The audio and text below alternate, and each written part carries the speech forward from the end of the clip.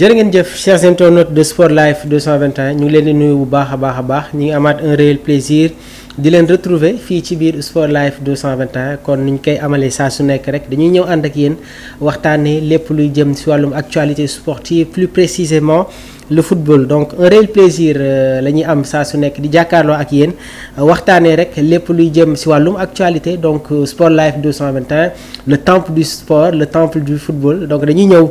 comme niñ koy defee saa su nekk ak le décryptage de la une des journaux suñ fa jógee tamit dinañu dem sur les divers de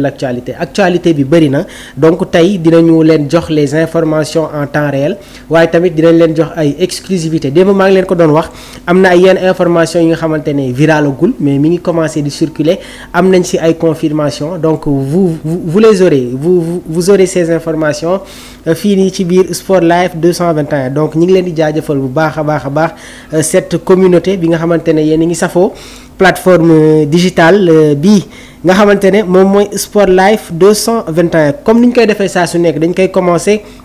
ak la une des journaux sportifs suñ fa jógee tamit dinañu dem sur les divers de l'actualité en complicité aussi avec l'équipe technique de Sport Life 221 muy Ali ak Omar Silla dinañu ñëw sur les illustrations waaye tamit quiz bi comme ni ñu koy amalee saa su nekk di ngeen ko am ci bile émission et on attend vos réactions il faut que mu am communication ñun ak yéen comme ça yéen tamit information yi nga xamante ne am ngeen ko leeragul balancer leen ñu ko après ñun dinañ si indi li nga xamante ne moom mooy une explication donc dañ koy doorani sans plus tarder ak la une des journaux sportifs donc xëtle yéene kaay yi nga xamante ne voilà ñu ngi wax rek ci lépp luy dem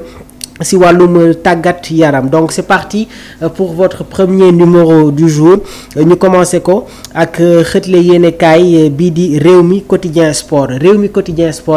ñoom ñu ngi ñëw déjà ci match bi nga xamante ne amoon na niki démb entre le Real de Madrid ak Al Hilal. Real de Madrid dafa concéder le match nul face au club saoudien sur le score de 1 but partout. Un match disputé, équilibré. Al Hilal dominait la première mi-temps. Le Real de Madrid qui revient dans la deuxième mi-temps am la possession de la balle et des occasions. Federico Valverde qui rate un penalty dans les arrêts de jeu. Dinañ ci ñëw concernant l'analyse du match. Donc xëtle yéenekaay bi di Rewmi Quotidien Sport ñoom loolu la ñu tijjee tey seen édition du jour. L'autre actualité day concerner tamit journal bi di Point Actu Sport ñoom ba tey ñi ngi ñëw sur cette rencontre bu amoon sur la coupe du monde des clubs. Koulibaly et Al Hilal tiennent tête à un décevant Real de Madrid mu nekkoon ni tamit la première de Xavi Alonso sous les couleurs merengue donc dinañ ci ñëw bu baax a baax. L'autre information bi nga xamante ne jëlee nañ ko ci Point Actu Sport day concerner Heung-min Son nekk international coréen moom itamit jamono ji il est sur le départ. On va vous donner les explications concernant le capitaine de Tottenham. Place au journal Record ñoom déjà ñi ngi ñëw ci match bi nga xamante ne war na am en Ligue 1 fii ci biir réew mi US Ouakam Jaraaf de samedi mu nekk match bi nga xamante ne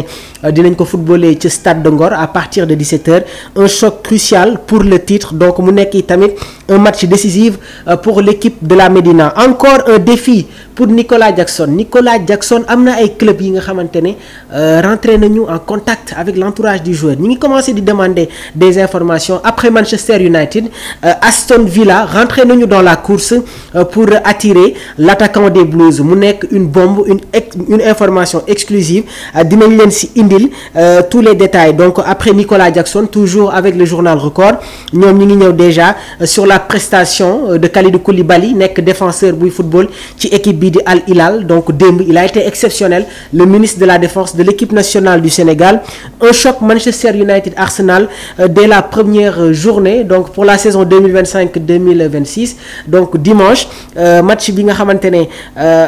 di ngeen ko seetaan mu war a nekk le choc de cette première journée dina opposer les Red Devils ak les Gunners d'Arsenal. Tribune Sport place au journal Tribune Sport ñoom ñi ngi ñëw déjà ci open press bi nga xamante ne amoon na niki démb ci combat bi war a am diggante Sa Thiès ak Zarko donc Sa Thiès jot na yëkkati ay kaddu waaye tamit mi ngi déclarer la guerre à Zarko et promet la victoire donc mu nekk tamit un choc bi nga xamante ne mun ngeen ko suivre ce dimanche tey Zarko tamit dina amal sa conférence de presse fële sa Grand Yoff donc ça va être un combat amplement disputé kan mooy seen